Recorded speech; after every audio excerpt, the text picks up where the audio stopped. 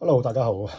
今日係2026年1月1號啊，祝大家新年快樂先。咁喺呢度介紹一下我將會用到嘅工具啦。我相信大家玩 Pokemon 卡或者籃球卡、龍珠卡等等，都係細個嘅時候慢慢培養啊，成為興趣。我都儲咗卡一段時間，但係玩卡就講真開始有啲悶，所以就嘗試玩下修復。喺成個過程裏邊，其實我就集中咗有好多國內啊、外國啊啲鬼佬嘅修復技術啦。所以俾少少意見大家啦嚇，唔敢講話教大家。綜合咗好多唔同嘅方法啦。坊間有好多網上有好多，其實大家睇 YouTube 都可以睇得到啊。今次就希望可以真正用廣東話，可以俾大家一個大概知道點樣修復呢張卡啦。因為卡其實有好多種嘅傷啦，我哋叫做有白邊啦，有凹痕、凸痕啦、花痕啦等等。唔同嘅卡有唔同嘅處理方法。喺呢度俾大家睇睇我平常一般會用到呢啲嘅工具啦。棉花棒、棉花棒啦。棉花最主要係攞嚟清潔嗰張卡嗰個面部或者底部啦，呢啲非常之重要嚇，唔可以用紙巾，因為用紙巾咧會令到張卡會更加花嘅，所以係唔會用紙巾嘅。另外呢個唔使介紹啦，就係放大鏡啦。將啲卡咩卡都好啦，擺落去就可以好清楚睇到卡面上面嗰個情況啦，有冇凹痕，有冇白邊等等。另外呢啲咧亦都好清楚啦，有盞大光燈，因為大光燈可以另外睇得到呢張卡嗰個狀態嚇，有冇凹啊、凸啊各樣嘢嚇。另外呢個咧係咩嚟嘅咧？呢個其實係一個加濕器嚟嘅。大家如果有興趣嘅話咧，其實可以睇到我呢段片嘅內容。都可以喺淘寶或者係一啲超級市場嘅地方都可以買得到部分嘅用具嘅。頭先嗰啲棉花等等啦。呢個盒係加濕器嚟嘅，喺淘寶可以買得到。其實佢係一個雪卡嗰個存放嘅用途嘅，攞嚟主要係用加濕嘅作用啦。OK，裏邊你見到一條黑色嘅嘢啦，加少少水落去啦，滴幾滴啦，然之後就擺張卡，擺埋個加濕器。呢度咧個頂部咧，你會睇得到咧有個指示嘅。呢個指示咧就係講緊呢個盒裏邊嗰個濕度係去到幾多。一般咧，我哋如果將卡去加濕嘅話咧，大概係滴幾滴就可以噶啦。可以大概喺10至15分鐘左右咧，將呢個盒裏邊嗰個濕度咧提高大概10%至15%左右嘅。唔可以擺得太耐啊，因為譬如啲卡擺得太耐咧會彎啊。一般如果我哋想將卡直咧，就唔會主要擺落嚟呢度嘅，因為有其他好多唔同嘅方法嘅。將呢個加濕器攞走之後咧，其實可以擺放一啲乾燥劑啦，可以令到張卡嗰個水分好快咁抽乾啦。呢個係一個幾得意嘅嘢嚟㗎。另外呢度唔使介紹啦，好多嘅卡套啦嚇，將啲卡做保護，甚至乎係我哋喺呢張卡嘅卡面咧上面墊住去做處理嘅。呢個咧就係一般嘅水啦嚇，亦都有好多外國嘅網頁啦，就會將佢哋嘅產品賣俾一啲自己修復 Pokemon 卡嘅愛好人士啦。其實我覺得如果修復卡咧，最好就唔好加任何嘢，用最本身乾淨最好嘅方法啦，去還原張卡係最好嘅。一般用水咧，我哋加濕又好，或者係噴落張卡都好咧，都係用蒸餾水嘅。因為水油會有雜質啦。OK，呢個咧我都經常會用嘅。呢支咧係我自己即係做好簡單嘅一支筆嚟。呢支筆咧主要係修復啲白邊嘅作用。你見到咧呢度有個膠嘅。呢支筆其實同個針筒冇關係，係我覺得方便自己做嘢收啲白邊嗰個位置會比較好咯。陣間如果有時間，我哋就介紹下俾大家。另外就呢罐啦經常都會用到嘅拋光蠟啦。張卡可以話喺拋光之後咧，令到呢張卡嗰個光澤啊各方面都會提高嘅。好多人都會問將呢啲卡修復咗之後，可唔可以攞去歸啊？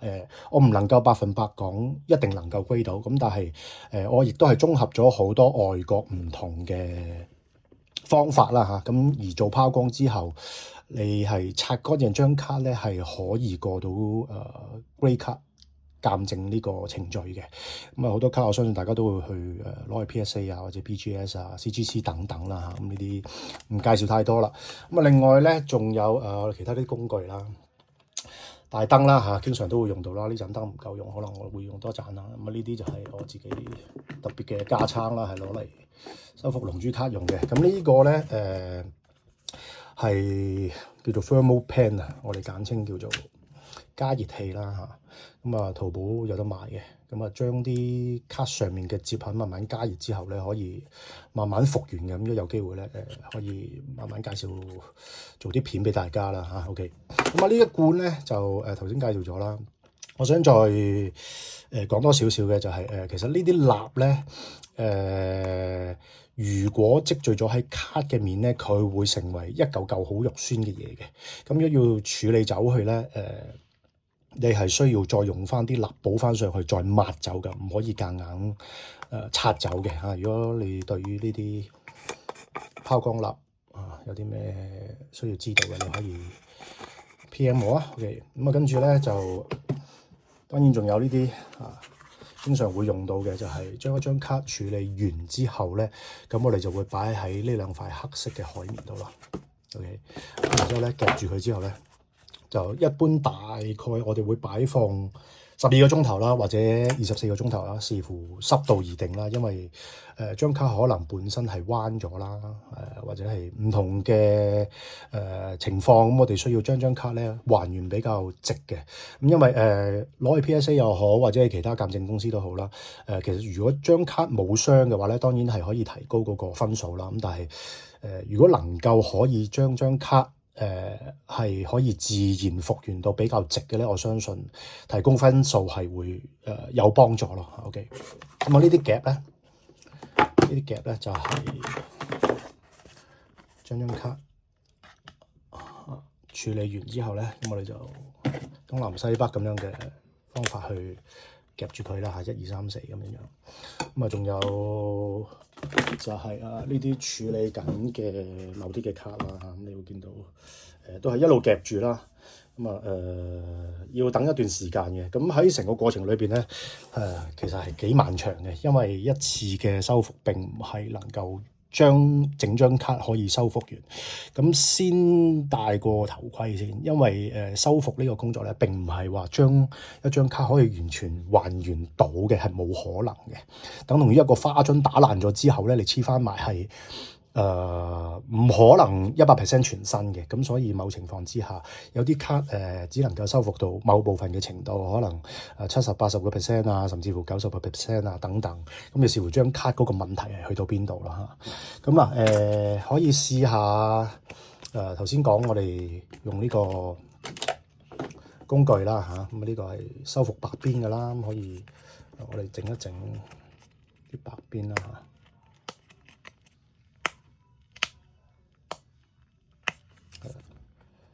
呢度可以比較容易睇得到啦嚇。咁整一啲白邊出現啦。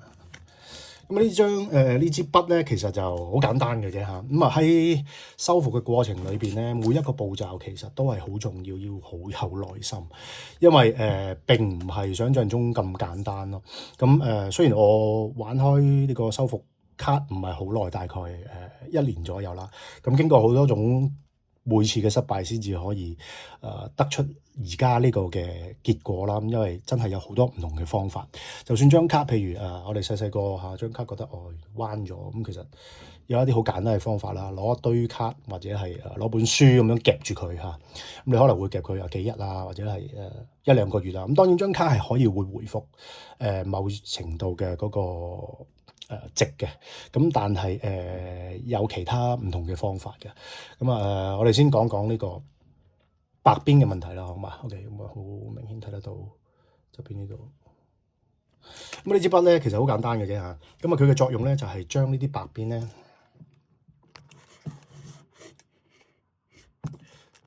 就慢慢將佢修復翻原來嗰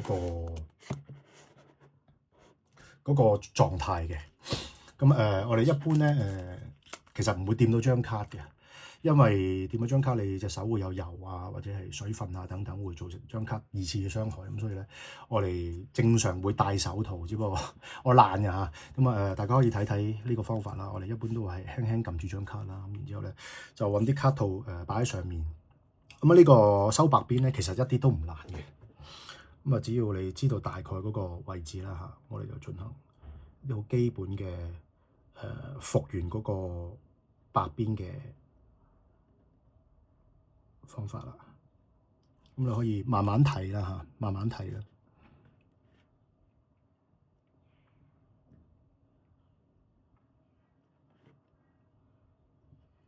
慢慢睇睇嗰個修復完嗰個情況啦，好明顯最頂嗰個位置嗰個白邊係減少咗啦。咁又或者咧，我哋可以用另外一啲嘅方法嘅，就係用呢個膠嘅位咧，輕輕咁樣慢慢壓翻佢落去，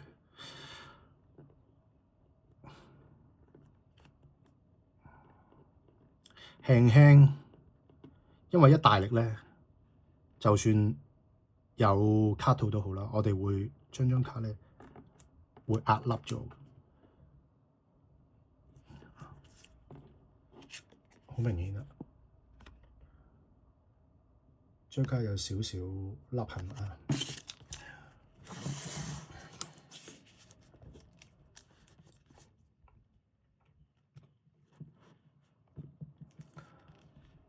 咁我哋慢慢逐步還原啦。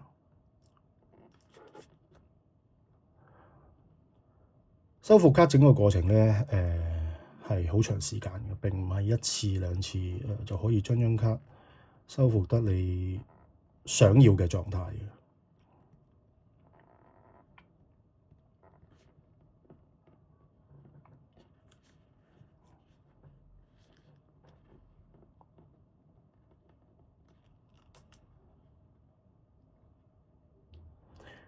呢啲邊位咧唔可以大力嘅，呢啲邊位大力咧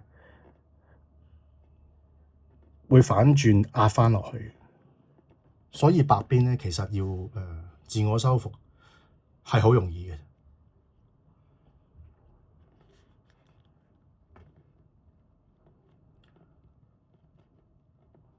咁白邊係好多卡都會出現嘅問題嚟啦，咁所以好明顯啦，而家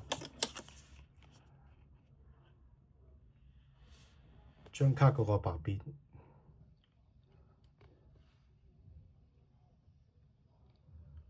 冇咗啦。咁呢個係收白邊係一個好簡單嘅方法啦。另外我哋可以講一講關於卡嘅凹痕啦，因為唔同嘅卡，籃球卡啊、Pokemon 卡啊、龍珠卡啊等等，都會有出現一啲嘅傷痕啦嚇，咁造成卡嘅唔美觀啦。咁我哋可以自己完全用自己嘅方法去處理嘅，咁大家可以睇一睇啦。咁呢個係需要時間嘅。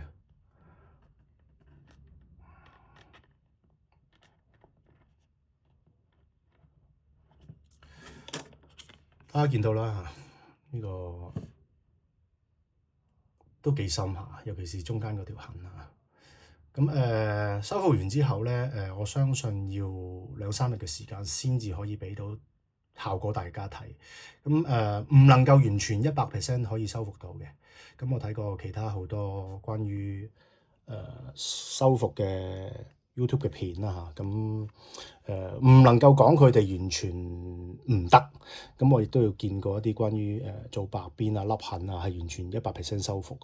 咁如果有嘅話，希望可以話俾我知，我都想知道點樣做。咁所以部分可能係虛構啦嚇。咁呢啲唔講太多啦。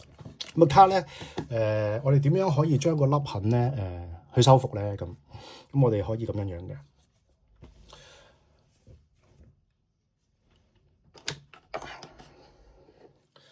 其中一種我覺得比較自然嘅方法咧，就係用水分啦嚇。咁水分當然會令到張卡膨脹啦，因為卡紙受濕之後會膨脹，冇錯。我哋就係其實用呢個其中一個嘅方法去令到張卡膨脹，咁而可以令到粒痕突翻出嚟。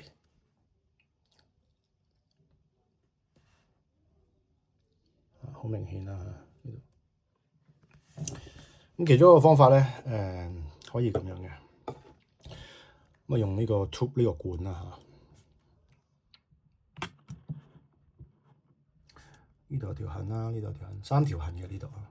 咁最簡單嘅方法咧，就滴少少水落去。嗱，而家咁樣呢滴就太多啦，睇一睇呢滴水已經可以完全將成張卡嗰個面部咧滲透晒嘅。我哋唔需要咁多水啊，輕輕得啦，輕輕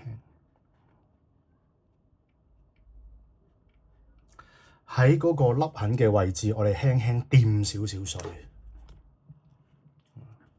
睇到輕輕嚇，咁樣都多咗，輕輕水分會令到張卡膨脹啦嚇。咁但係我哋點樣去所謂夾翻呢張卡咧？水分膨脹之後咧，我哋需要咁樣夾住佢嘅，揾兩塊海綿。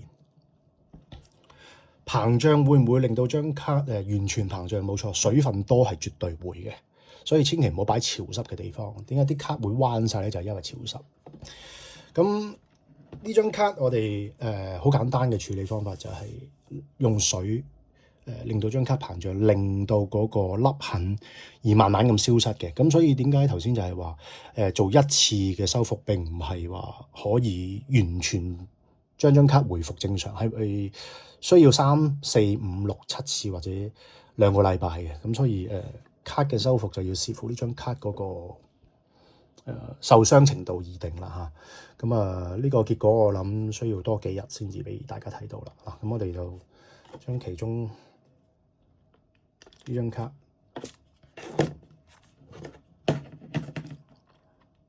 睇外國網頁咧，你都會睇到好多同我現時一樣工具嘅片可以揾得到嘅嚇，你可以上網自己睇下。咁當然啦，我定時都會拍啲片俾大家睇下啲卡修復完之後嗰個狀態係點樣樣嘅。咁而家係31號晚上7點半左右。咁聽日下晝啊，打開嚟睇睇睇下個狀態會去到邊度嚇。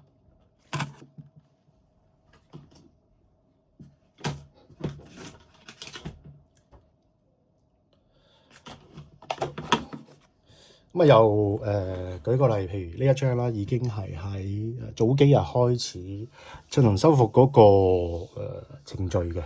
咁呢張比較特別啲嘅係啲朋友叫我幫佢即係叫做搞搞啦嚇，因為佢想攞張卡去 grade。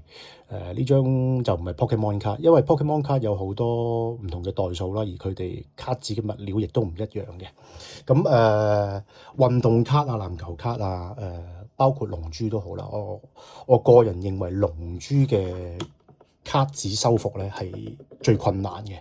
咁因為Pokemon 卡咧只係得一層嘅紙質啦嚇，咁佢係比龍珠卡厚嘅，咁所以嗰個情況係唔一樣。而龍珠卡可能係有唔同嘅面層啦，我哋所謂嘅閃面啦、閃底啦，仲有其他嘅暗閃啊、閃中閃啊等等。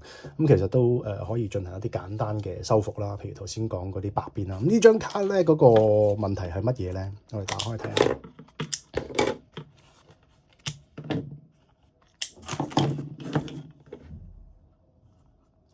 呢張卡咧係其中一套好出名嘅風雲系列啦嚇，我唔知風雲記啦。咁佢張卡咧個問題就係喺邊度咧？我睇下可唔可以？呢度呢張卡咧就係個角邊有個痕嘅。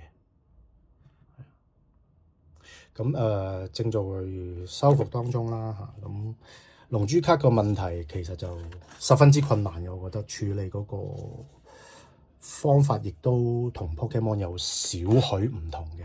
咁但係有機會嘅話，可以拍多少少片嚇。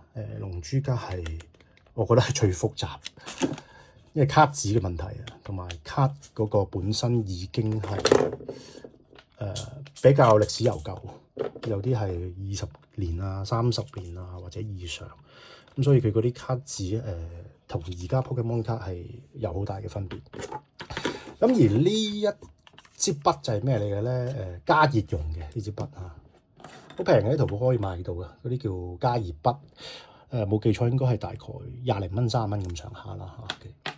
咁啊，將卡上面一啲有摺痕、摺巢咗巢嘅位置咧嚇，咁啊慢慢逐少咁加熱，去令到嗰個皺紋減少啊！呢支加熱筆咁啊，經常都會用到嘅。咁再介紹埋呢個啦嚇。咁亦都有好多修復卡嘅人士咧，就會將卡嗰個啲粒痕咧，直接喺呢個卡上面咧，慢慢碌下佢咁樣。即係呢度，譬如舉個例，打橫畫一畫咁啊。一般咧唔會用上下嘅，因為上下只會令到嗰個粒痕咧加大嘅。咁所以咧，我哋一般都係向橫向。如果嗰條痕係打橫嘅話咧，我哋用呢個叫做唔知點講呢個器皿啦，呢個儀器碌面用嘅儀器啦。咁啊，慢慢喺嗰個粒痕上面咧，慢慢碌下。咁呢個就我覺得唔太用得着咯，間唔中會用到，因為如果你太大力嘅話咧，你會令到張卡更加凹嘅。咁呢個係其中一個方法啦。OK，咁仲有呢支筆咧，呢支筆咧就係叫做熒光筆啦，我叫做佢。咁喺熄咗燈嘅情況之下咧，照住張 Pokemon 卡咧，嗰個邋遢嘅程度你好容易睇得到嘅，甚至乎我哋擺喺呢個放大鏡裏邊嚇，咁會睇得更加細緻嘅。邊一度嘅花痕啊、粒痕啊，所有都表露無遺嚇。OK，咁講多一次呢個蠟先啦嚇。咁好多卡咧就因為有手指模印啦，咁喺修復嘅過程裏邊咧，我哋係需要經常用到頭先講嗰啲海綿。咁呢啲海綿咧，其中一個要處理嘅情況就係咩咧？抹張卡啦，唔需要驚話抹到花張卡，因為你呢個海綿係普通嘅卸妝棉嚟嘅。咁呢啲你去莎莎啊、化妝品店啊，裏邊都可以揾到。咁我哋每次做處理之前都應該清潔張卡一次，因為你唔知有冇塵啊，或者係沙啊、頭髮啊咁輕輕咁抹一抹先咯。一定唔會向內嘅，向內你咪會令到呢張卡嗰個白邊出現咯。咁所以一定係向外推，向外推咁樣，輕輕掂住張卡得噶啦。咁正確嘅做法係咁樣，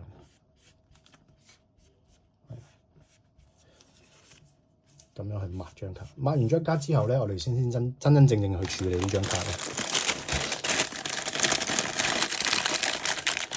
咁呢度有啲我叫佢個棉花棒啦。咁呢啲棉花棒咧就係將呢啲拋光蠟咧，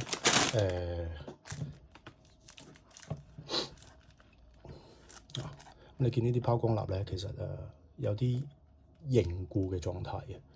一般咧，我哋會將個拋光蠟咧打圈，令到佢唔會形成一嚿嚿咁樣咯。因為佢耐咗之後咧，就會凝結好似一嚿嚿、一粒粒咁樣嘅。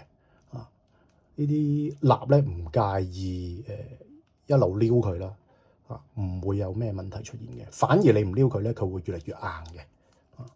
咁喺完成整個拋光呢張卡嘅過程之後咧，我哋必須要清潔好啦嚇。咁我唔有太多啦嚇。咁正確嘅處理方法咧，其實都係非常之簡單嘅。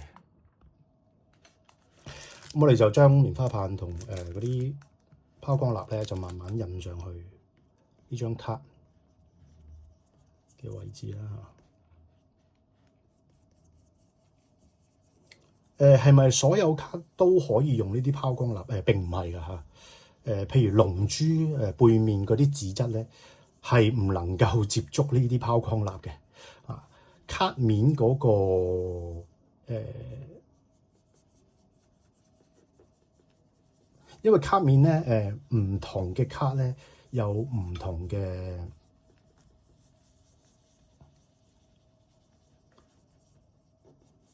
物料嘅。OK， 好啦，咁舉個例，我哋將其中上半部分已經係拋光好啦，咁我哋就攞返棉花，你就輕輕撳住，記住一定要由內至外咯。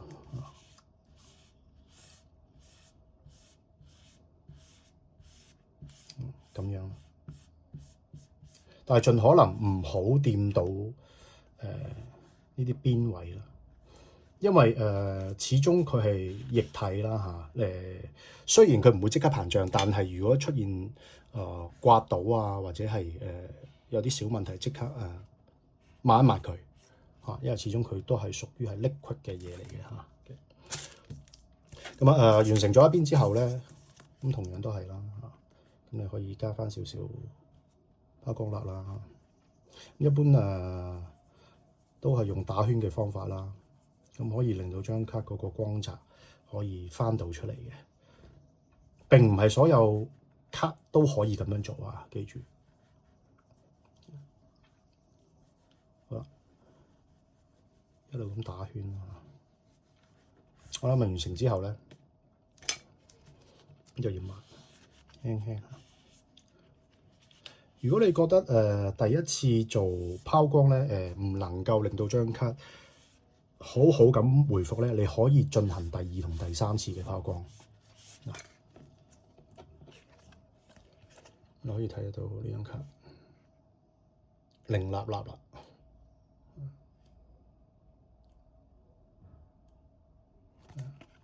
係一張好普通嘅白卡啦。OK 嚇，咁今日個興趣班啦，我叫做咁希望大家可以有機會試下玩下啦。咁因為要買呢啲嘅所謂架撐咧，其實都真係要時間嘅。咁我自己亦都揾咗好多唔同嘅物料啦嚇，譬如佢頭先夾住嗰張卡嘅海綿啦，我嘗試過好多個啦，有唔同嘅物料啦。OK， 咁呢塊布咧經常都會用到嘅，就係等同於頭先嗰塊棉花一樣啦。可以呢啲一般我哋用纖維布嘅記得睇一睇呢塊纖維布乾唔乾淨喎。如果唔乾淨要洗下，因為所有污糟邋遢嘅嘢啊，有沙啊，你一抹落去咧，張卡就會花晒嘅。咁所以我哋要令到條毛巾乾乾淨淨，一般都會係進行修復前就會洗一次再曬乾咁樣咯嚇。咁今次少少教學，希望大家鍾意啦嚇。咁再次祝大家新年進步啊！希望大家玩卡玩得開心，多謝。